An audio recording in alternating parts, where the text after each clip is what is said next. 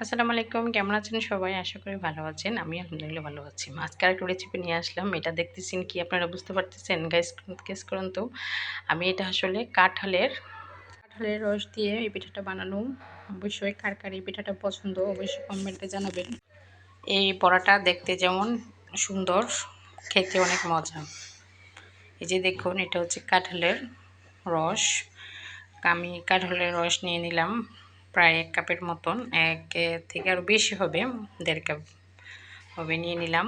নিয়ে এটার সাথে আটা দিয়ে দিচ্ছি।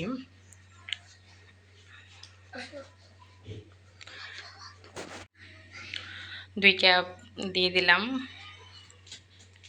লবণ দিয়ে দিচ্ছি। চিনি দিয়ে দিচ্ছি 1/2 কাপের মতন। চিনি আপনারা আপনার ইচ্ছা মতো দিতে পারবেন। যারা কম চিনি খান তারা না দিলেও হবে, অল্প দিলেই হবে।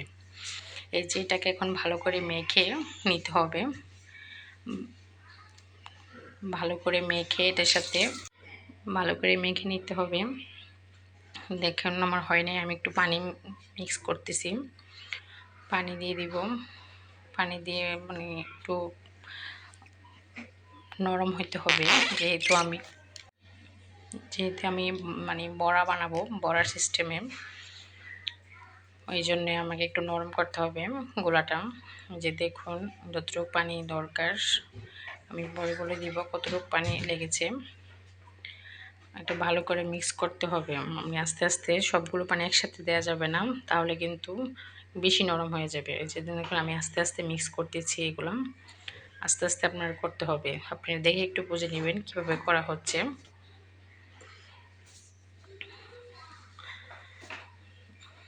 এই যে দেখুন কতটুকু ঘন হয়েছে। আবার একটু পানি অ্যাড করতেছি। পানি অ্যাড করে ভালো করে মিক্স করতে হবে।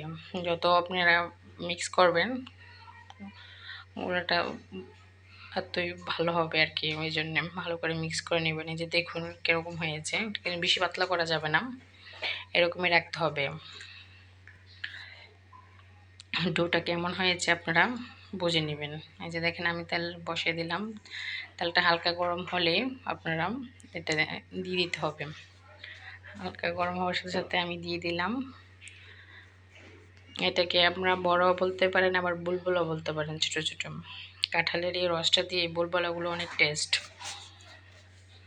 আপনারা যারা এখনও খান নাই অবশ্যই খেয়ে নেবেন। কাঁঠাল কিন্তু এখন শেষ হয়ে গেছে প্রায়, কিন্তু ভিডিওটা আমার অনেক আগে করা, এই জন্যে এখন বলতে, যখন আপনার এখনও আছে কাঁঠাল কিন্তু কম, যারা এখন পর্যন্ত খান নাই আর যারা যারা খেয়েছেন অবশ্যই কমেন্ট করেন। ও সরি, ভুলে গিয়েছিলাম, এটাতে একটু বেকিং পাউডার দেওয়া হয়েছিল। বেকিং পাউডারটা দিলে একটু সুন্দর করে ফুলে। যে দেখুন আমার এক পাশ হয়ে গেছে, আমি এখন উল্টে নিচ্ছি।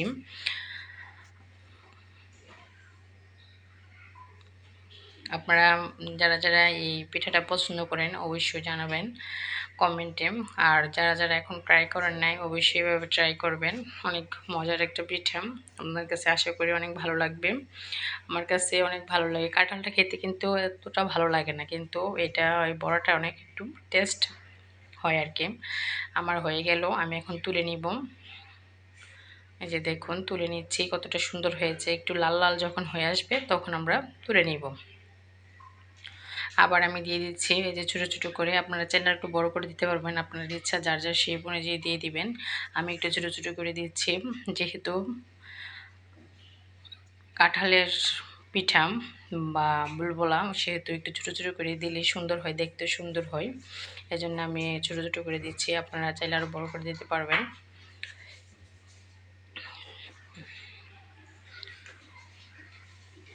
এই পিঠাটা কিন্তু আসলে একটা ঐতিহ্যবাহী পিঠাই। সচরাচর গ্রামে শহরে সবাই খায়। আপনারা কে খেয়েছেন আমাকে জানাবেন কমেন্টে, কেমন হয়েছে বানায় অবশ্যই জানাবেন।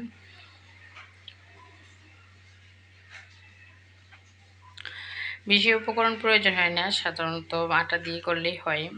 আটা, বেকিং পাউডার হয়তো বা বেকিং সোডার পরিমাণটা কম দিবেন সোডা দিলে, আর বেকিং পাউডারটা আপনারা 1 চামচের মতন দিয়ে দিবেন।